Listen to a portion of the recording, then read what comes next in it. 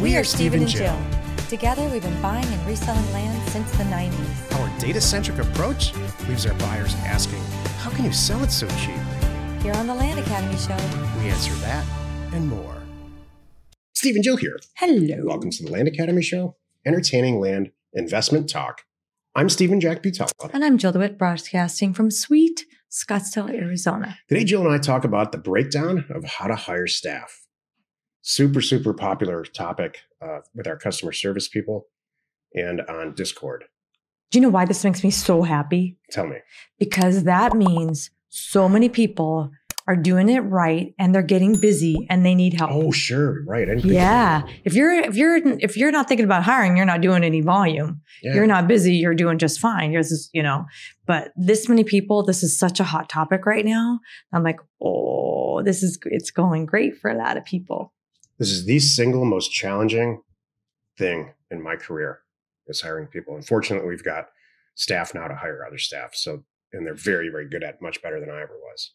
And Steve Jobs said one time, if you do everything right in your career, at some point, you'll end up being a recruiter. Mm-hmm.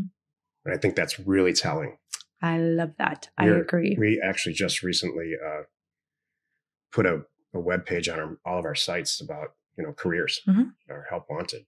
I hope it's to the public now.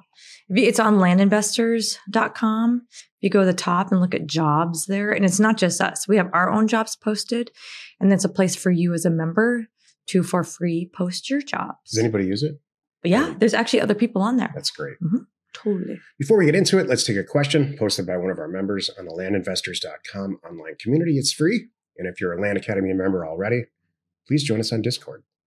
Rachel wrote, "Hi all, I'm looking to join a mastermind group where I can contribute and continue growing as a land investor. Are there any groups willing to open the doors for one more? I can be reached here, and we can also connect on Discord. Thank you for any consideration, Rachel." First, I was going to say, Rachel, I hope you're on Discord, so you're a member.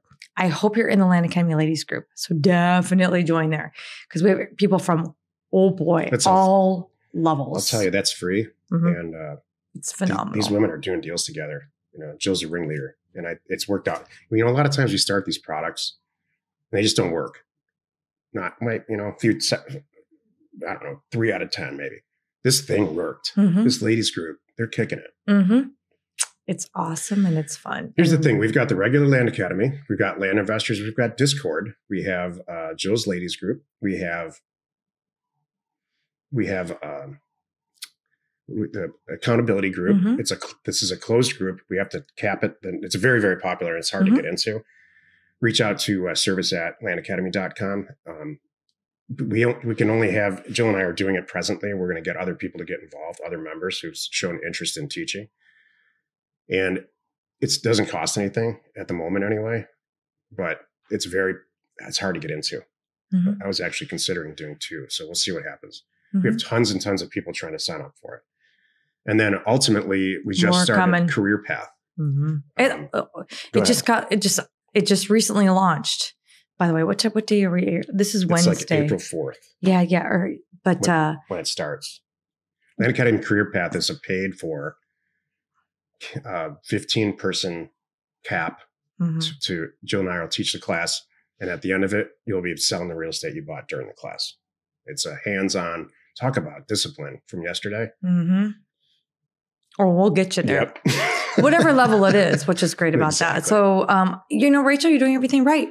So we're all here. There's plenty of people. That's the value of this group. It's amazing how collaborative and helpful in knowledge and money everyone is in our community. Mm-hmm. And it makes me so happy. So I'm sorry, if you're not here to help or you're not generous or you're not here to make some money, maybe with a partner, you're not in the right place. Wow, Mom. You like that? Yeah, I got scolded a little there. You didn't get scolded.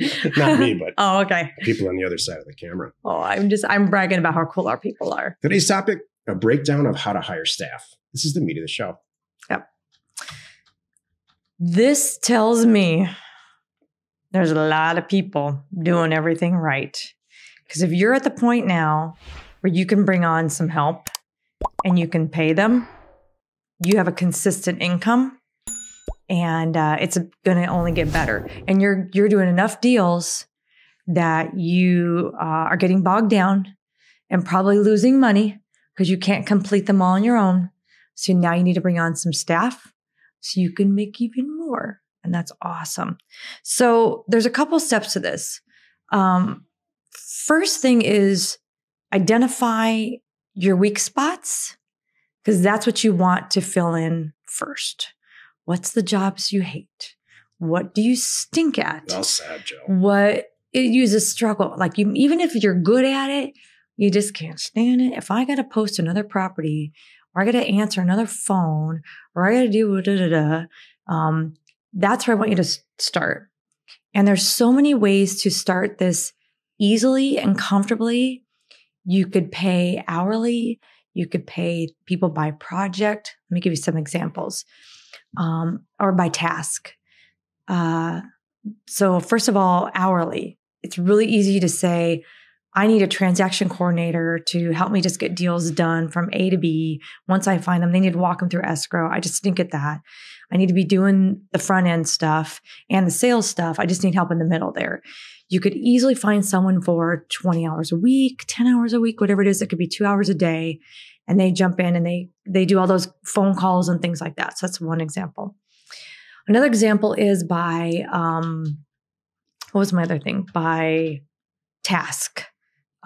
Say it's just the mere task of answering the phone. You hate talking on the phone. Well, that's easy. Hire a company like Pat Live that you could do. They'll take that right off your plate. It could be for the seller side. It could be the buyer side, whatever it is. It's easy to outsource that and put someone in their place. And then what was my third one? I had hourly. W-2. Oh, by project. Oh yeah, I had by project. You could pay someone just to post properties, and you could pay them a flat rate per posting. So I want to talk about all the different options that you have. So you could say, hey, every posting you do, it's $25. I don't know, whatever it is. Because I figure it takes an hour because I have everything loaded, ready to go. I have all the photos. I just don't want to do it kind of thing. And they do 5 a day, $125. I mean, this is all good. This makes sense to me. So that's for me where you start as just getting going. Now, when you're next level, like, all right, I'm past that. I've got these things outsourced. You want me to keep going? You have some things you want to jump in? No, at the end, I'll just tell you. I only have really one point to make, and I'll do it at the end. Okay. Now you're getting bigger. You have outsourced, you have VAs. Maybe and by the way, you can do people all over the country, people all over the world for these positions. I love it. So you've identified it. You want to put it out there and hire. You want to be very clear on what you're going to pay, how you're going to pay, when you're going to pay. And that's where you come into, there's W-2, there's 1099. There's even like, you can do 1099 via PayPal, like for VAs and things like that. You can cover more on that. Do you want to jump in? No, I mean, here's my big point. Okay. If you make more than $10,000 a month net buying and selling land, and you've got some accumulated capital for acquisitions, or you use deal funding, or however that works for you, and it's consistent, which is the vast majority of active members that we have, this is my suggestion. Jill might disagree. You're probably already doing the things that Jill said. You're outsourcing the things you hate. There's a group in the Philippines. Her name's Jillian. She works for every member who specializes in land. So there's not something you would ask her to do or her team to do that they haven't already done for somebody else. So that's really good. But I'll tell you, if you make more than $10,000 a month, get yourself an employee full-time. Hopefully it's one of your children. If your children are not meatheads, and congratulations, by the way, because that's a lot harder than it sounds. Huh. Get them in there. All 3 of our kids in some capacity work for us. Mm-hmm. One of them full-time. She runs a ton of stuff for us. Mm-hmm. And she's been with us since she was 15. Mm-hmm. So she knows it in and out. And she's just, of the 3, she's by leaps and bounds the most responsible. Mm-hmm. So get that. I to this day, remember how my life changed in the early 90s when I got that first W-2 employee, when I had to set up ADP. Mm-hmm. And it just, all the stuff I didn't want to do, she did. Mm-hmm. So, man, that's just life-changing, because now what the result of that for me was I immediately started to send out more mail, go to more auctions at the time. I was going to tax auctions. It freed me up to do acquisitions, and it doubled the amount of money I made. I don't have to do the HTML anymore. I don't have to post properties any longer. I didn't have to answer the phone and on and on and on and on, do any of the tech stuff. Right. So that first employee is critical. And yeah, you can source. Outsourcing takes a lot of time. You've got to manage I don't care. Well, that's perfect. Like we just covered both extremes. Like mine was this is a personal, heartfelt, personal experience. And then that person, this is long before I met Jill, managed all the stuff that we were outsourcing. So it allowed me to outsource a lot more. So I really would really consider, you should really consider and plan for, even if you're not there yet, I'm planting the seed in your head about hiring somebody to physically sit there and work with you. Well, that's perfect. That's the next step after my different variations of help that you're going to get. You're new, you're starting out, you don't have a budget, but you need some help, right? Then the next step is hiring that person, like you just said, your right-hand person. That's how I would do it too. And they manage those people now. Now you don't manage those people. They manage those people. And then you just keep moving that person up and bringing other people in as needed.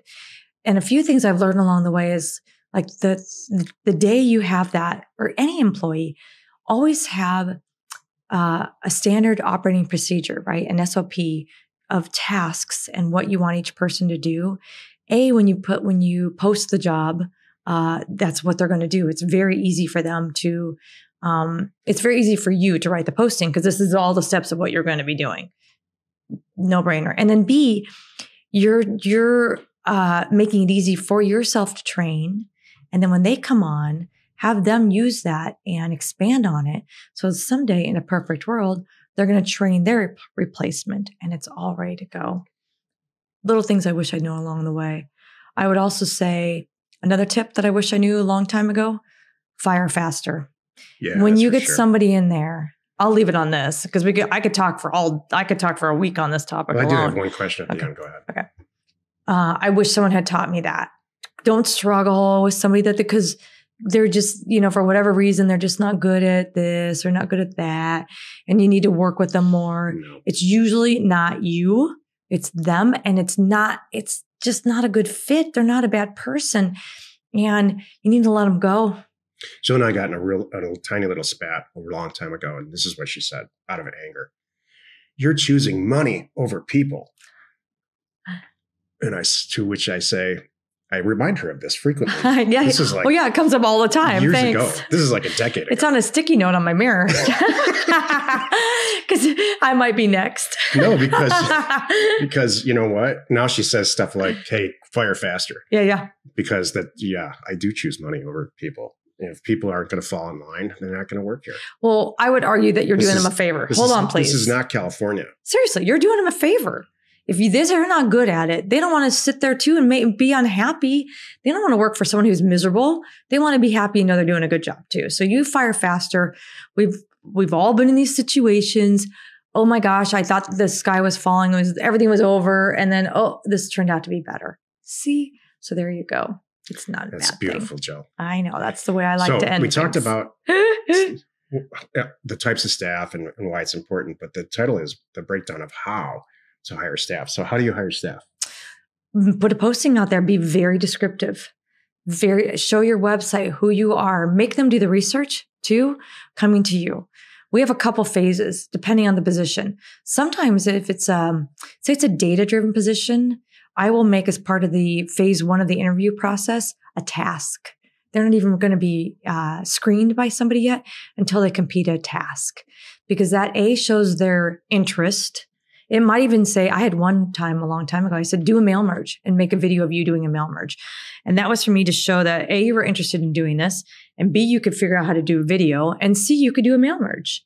And you care enough about the potential position to do something versus just say, I work at Starbucks, but I'm applying for this executive vice president of acquisitions position. No. So that was so beneficial. So if you can give them a job or something like that, have them do something, I would do it right off the bat. Another thing that I do, because we're so technology, everybody is nowadays. Mm-hmm. When I do an initial phone screening by somebody on my staff, Because we need to make sure, can they think on their feet? How do they sound? How do they answer questions? Because so much of what we do is remote, right? I don't care what you're doing. It's remote. Or there's a remote component. So that's the first phase. And the second video, I want to make sure they can figure out Zoom. They can figure out Teams. They can figure out whatever. And they look good. They can know how to position their camera and adjust a microphone to have a conversation. That weeds a lot of people out right there too. And then the next thing is I usually have a trial period, and I'm very upfront and honest with that. And if they have another job at the time, I'm flexible. Like, I want to make sure this is a good fit for you and for me. And they like that. So I'll give them a couple projects.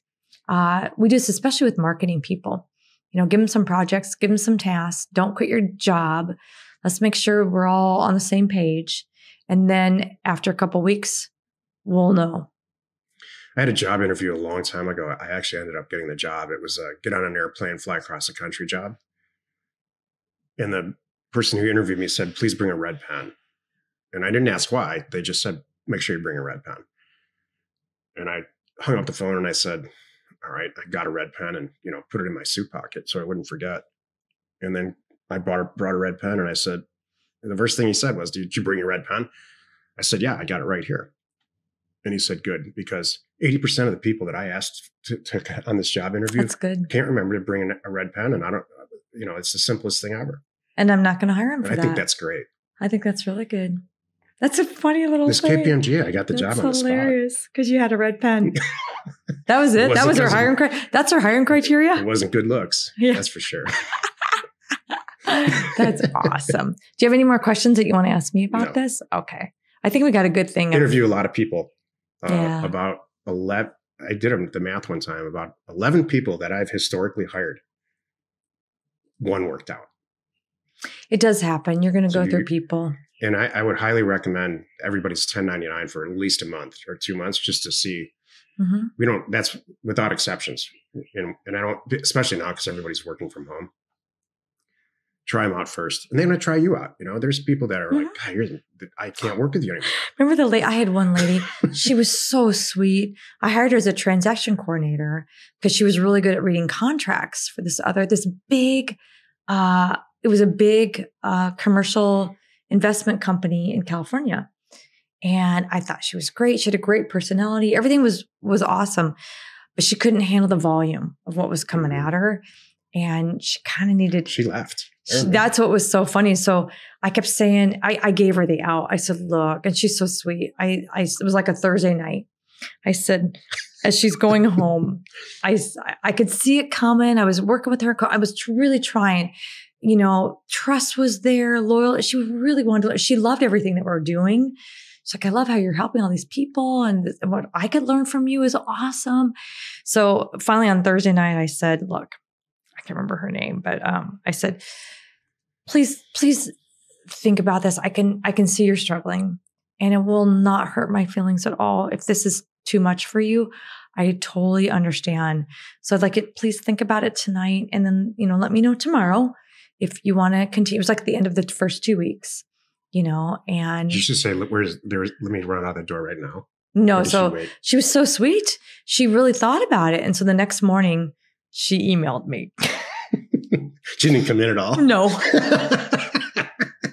love that. I don't know why I love stuff like that. And it was like, I got the sweetest breakup letter. It was a beautiful breakup letter. She's like, you know what, Jill? I really thought about what you said. And I really appreciate how you handled this. And she said, I know myself, and I'm in over my head. I can't keep up with you. I can't, I'm struggling to learn these programs. I'm struggling to learn. And it was Airtable. I'm struggling to keep up with the amount of deals that you've got going on. And this isn't a good fit for me. And she was like, I will follow you. I love everything, your message. I'm not kidding. Everything that you're doing, I think this is awesome, pretty much. So I want to be a part of this, but this is, I can't do this, kind of thing. And I said, thank you. It was very sweet. And I said, I will sure keep you in mind if something else comes along that I think would be great. And so it was very nice. If you have to break up with a girl, don't say it's not you, it's me. Don't say that. I think we're all past that. I hope that. Hate that. I hope that no one uses that line anymore. No matter what you do, they're going to be extremely angry. So it's not you. It's just how it works. We parted ways well on this one. You can have a good breakup. No, I'm talking about it. Never mind. Okay. Happy you could join us today. 5 days a week. You can find us right here on the Land Academy Show. Tomorrow, the episode on the Land Academy Show is called How Much Available Investment Capital is Really in the Land Academy Group. You are not alone in your real estate ambition. Millions and millions of dollars. That list just went out. Millions of dollars. We'll talk about that. Dying to do your real estate deal. I'll tell you what we did. We do this every year, how much we're talking about, what this really means. It's awesome. We know what else is awesome? If you need any sort of ownership or property details, including owner phone numbers and FEMA flood map overlays, check out NeighborScoop.com. Created by investors, that's us, for investors like you. We're Stephen Jill. Information and inspiration to buy undervalued property. Thanks for tuning in. We hope you find our content valuable, and we really do appreciate your support. If you haven't already, hit the subscribe button and give us feedback on the shows you love. You are not alone in your real estate ambition.